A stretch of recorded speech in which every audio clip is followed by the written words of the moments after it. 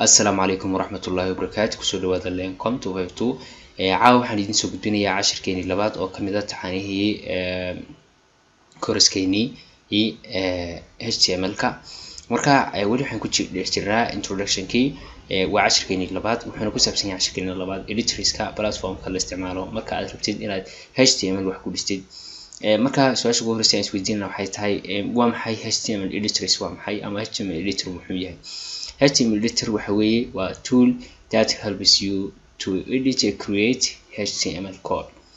waa tool ka caawinaya inaad edit gareysid ama aad abuurtid HTML code edit iyo create waxay ku kala duwan yihiin edit waa shay hore u jiray oo aad markaa wax ka bedeshay ama aad wax ku dartay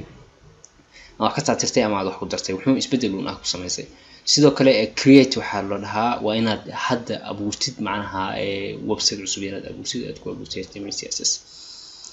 marka HTML editor waa intaas ayuu ku qabanaya hadaba waxaan halka kugu soo gudbinayaa listi ama tax ay ku jiraan editorska ugu fiican ee HTML-ka loo isticmaalo kuwa ugu fiican iyagoo dhan maaha waa inta waa list of best HTML editors marka uma order garaysna ama uma taxna siday u kala fiican yihiin laakiin waa iyagoo oo intii ugu fiicnayd ayaan soo qaatay badankooduna waa open source ama waa free hadba ka taqaanid way jiraan qaar isugu jira free iyo lacag way isugu jira kuwa free khaliya way jiraan laakiin intanba waxaad ku heli kartaa free baad ku heli kartaa laakiin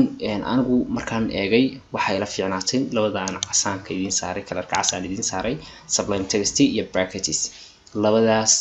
editor waa laba editor aad u fiican aadna loo isticmaalo oo ku ugu isticmaalka badan bay ku jiraan marka labada editor description-ka ayaan idin dhigay link-kooda iyagoo free wada soo degi kartaa hadii kale waxaad isticmaali kartaa Notepad++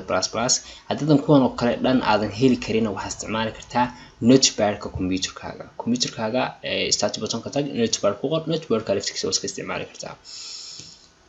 habka loo isticmaalayo insha Allah ta'ala waxaan arki doonaa casharada dambe markaynu dhex galno kooraska waxaa jira hadaba qaybo uu leeyahay editorska ay leeyihiin laba qaybood baa loo kala qaybiyaa qaybta koowaad waxa la dhahaa WYSI WYG kaas ayaa la dhahaa qaybta koowaad waxaa loo soo gaabiyay what you see is what you get macnaha maaha isagu inta badan text la qorayo maaha ka ku xiga waxa weeye waa textual waa editor adigu aad inta badan isticmaalashid waxa la dhahaa tag oriented bay dhahaan waxaad markasta aad u taagiska aad qoraysid oo waa ka aynu hadda isticmaalno waa noocan hadda isticmaalno doono hadii Allah uu taagno waana nooca fiican xagga aqoontaadana u fiican xagga ila saaridana u fiican marka ka dambe aynu isticmaalnaa inta badan labadaas qaybood laakiin ayaa loo qaybiyaa editorska step-ka ugu dambeeya waxaan rabnaa inaan caawid tijaabino necessary inta HTML code-ka muhiimka ah macnaha marka ugu horeysaba loo baahan yahay qofku inuu qoro oo building block markasta loo baahan yahay inaad sameysid waa intan waa structure-kiisa koobaad intaas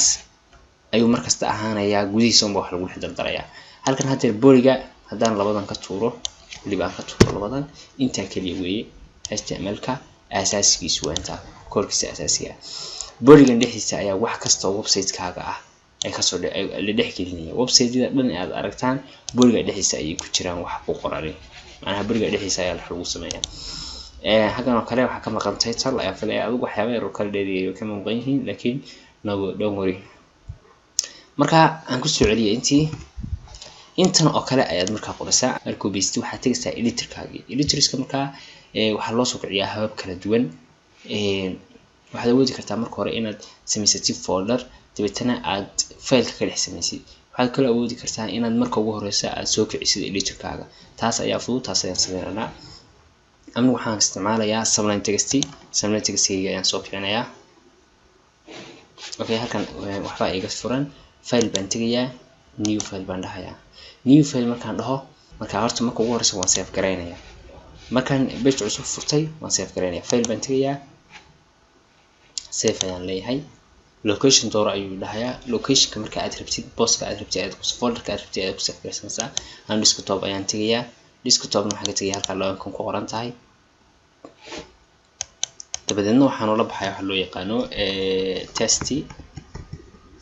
test.html sidoo kale extensionka html waxa weeye waa markaad faylka magac u bixisid waxaa lagama maarmaan ama khasab ah inaad raacisid .html sidoo kale waxaad raacin kartaa .htm waad raacin kartaa oo eesha ugu dambaysa waad ka tagi kartaa laakiin intaad magac kaliya u bixisid iskama tagi kartid markaa kuma shaqeynayo mana noqonayo wax deesh ku shaqeeyo aad wax ku edit gareysan kartid marka aad magac u bixisid faylkaaga waa inaad dabada ka raacsaa extensionka .html ama .htm okay inta markaa samaysid inta leh save garee macnaha hadaba waxaad ku qortaa koodka asaasiga ah waxaad dhahaysaa html okay waan isku raaciyay anigu laakiin iska bataatir waxaan la iska taatir okay doc type-ka markaad qortid xagga soo tag marka gaar mid baan qoranaa saad ula socotaan html leh markaad tiraahid isaga xidh html ka xidh markaad xidhid haddana html ka dhexdiisa tag ka bacdi waxaad ku qortaa waxa loo yaqaano head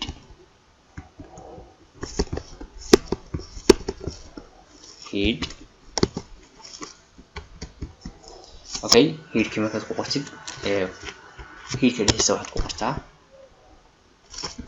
title okay mid kasta waxa la dhex gelin doona way arki doonaa headka hoostiisana waxaad ku qortaa bodyga bas waa inta oo kaliya okay inta markaad samaysid xagan oo kale waan tijaabeed baan ku sameeynaa waxaan gelinaynaa hal ciwaan baan gelinaynaa h1 baan leenahay waxaan leenahay marka welcome to html save day waad save garanaysaa markasta oo aad wax qortid aad rabtid inaad markaa rangareyso waana save gareysaa markasta aad qoraal samayso waad save garanaysaa okay bal aan browserka ku eegno aynu tijaabino bal sida qoraalkeenan inuu ka soo baxo browserka inuu ka soo baxo right click baan dhahayaa open baan dhahayaa browserka waa inuu ka soo baxaa browserka noo qaaday google chrome noo qaaday